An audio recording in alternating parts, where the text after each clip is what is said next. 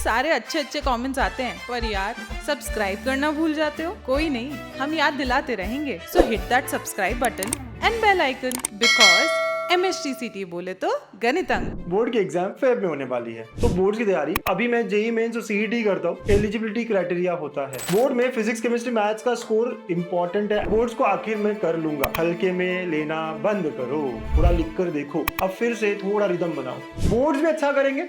Hello बच्चों, welcome to गणित अंक। कैसे आप सब लोग? जून चल रहा है, बोर्ड की एग्जाम फेब में होने वाली है, फेब 2026। अगर आप काउंट करते हो तो 7 मंथ्स आपके लिए बचे हैं। तो बोर्ड की तैयारी अभी से करे नहीं करे, सवाल होने चाहिए। आप में से बहुत सारे बच्चे जेई मेंस कर रहे होंगे, एमएसटीसी की तैयारी कर रहे होंगे, और आप यही सोचते हो कि यार अभी मैं जेई मेंस और सीईटी करता हूँ, बोर्ड्स को आखिर में कर लूँगा, लेकिन बोर्ड्स को हल्के में नहीं लेना है। अब इसका रीज़न क्या है सर? आप सबको पता है कि अगर आप जेई में भी क्वालिफाई करते हो तो वहाँ पे बोर्ड्स में आपको 75% लाने होते हैं। इवन MHTCT में भी एक एलिजिबिलिटी क्राइटेरिया होता है।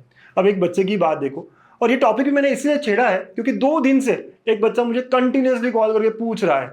उसका खुद का स्कोर 143 आया है MHTCT में। 143 बहुत अच्छा स्कोर है। अगर आप 143 को परसेंटाइल में देखोगे तो अराउंड 99.2 99.3 परसेंटाइल होंगे इसके। इस बच्चे को टॉप 5 कॉलेज में कंप्यूटर IT मिल सकता है, लेकिन प्रॉब्लम यहाँ है कि इस बच्चे का बोर्ड में स्कोर है 116 PCM का। बोर्ड में फिजिक्स केमिस्ट्री मैथ्स का स्कोर इंपॉर्टेंट है ऐड होकर, तो 116 एलिजिबिलिटी क्राइटेरिया के हिसाब से इसको 120 होना चाहिए था। 119 भी चल जाता, ये EWS या OBC कैटेगरी से होगा। अगर आप ओपन कैटेगरी से हो तो आपको 135 चाहिए टोटल। अब बच्चा मुझे बार बार कह रहा है सर मैं बीमार था, सर मेरी एग्जाम की तबीयत ठीक नहीं थी इसलिए इतना कम स्कोर आया। अब कौन क्या सुनेगा? पेपर पे मार्क्स 116 है, ये बच्चा एलिजिबल नहीं है। इसके 143 मार्क्स कोई काम के नहीं रहे। अब इस साल कोई कॉलेज में एडमिशन नहीं मिलेगा। तो आप समझ रहे हो बोर्ड्स कितना इंपॉर्टेंट है। हल्के में लेना बंद करो, बोर्ड्स की तैयारी अभी से थोड़ी शुरू कर दो। मैं ये नहीं कहूँगा कि पूरा दिन पूरी रात आप बोर्ड्स ही करो, लेकिन अगर आप कोचिंग भी कर रहे हो, अगर आप MSTCT भी पढ़ रहे हो, आप मेरे साथ भी पढ़ोगे, तो जो भी चैप्टर हुआ, अगर आपका लॉजिक हुआ, थोड़ा लिख कर देखो। बोर्ड्स के 1-2 साल के क्वेश्चन सॉल्व करके देखो। एक दिन 3 घंटा सिर्फ बोर्ड्स ही करूंगा, ऐसा आप प्लान करो। आपने 11th में कुछ नहीं लिख कर देखा, बहुत आदत छूट गई है। 10th तक तो हम लंबे लंबे आंसर से लिखते थे, अब फिर से थोड़ा रिदम बनाओ। आखिरी 1 महीने 2 महीने में पढ़ते हो, फिर अगर ऐसा कुछ हो जाए आपके साथ तो यार मुझे सबसे ज़्यादा बुरा लगेगा। ऐसा मेरे बच्चों के साथ बिल्कुल नहीं होना चाहिए।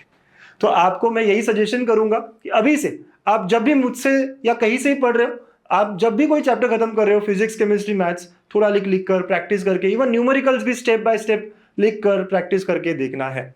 और अगर आप सीईटी की तैयारी कर रहे हो तो यार गणित अंक ने ऑलरेडी जीटा 3.0 हमारी फेवरेट बैच, पूरे साल की बैच, और इस बार वो भी लाइव मैथ्स, पहली बार पूरे साल का कोर्स लाइव होने जा रहा है, हमने लॉन्च कर दिए। आप कनेक्ट कर सकते हो, वेबसाइट पे जाइए, ऐप पे जाइए, और आपको दिखने लग जाएगी ये जीटा बैच हमारी, और इसमें इन्फी पैक है, बहुत कुछ है।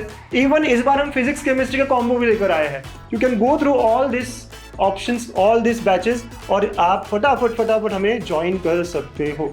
ठीक है, तो इस बार बोर्ड्स भी अच्छा करेंगे और साथ साथ में MSTCT में भी मचाएंगे। All the very best. I am sure आप समझ गए होंगे कि बोर्ड्स की तैयारी भी इंपॉर्टेंट है। Bye bye, take care.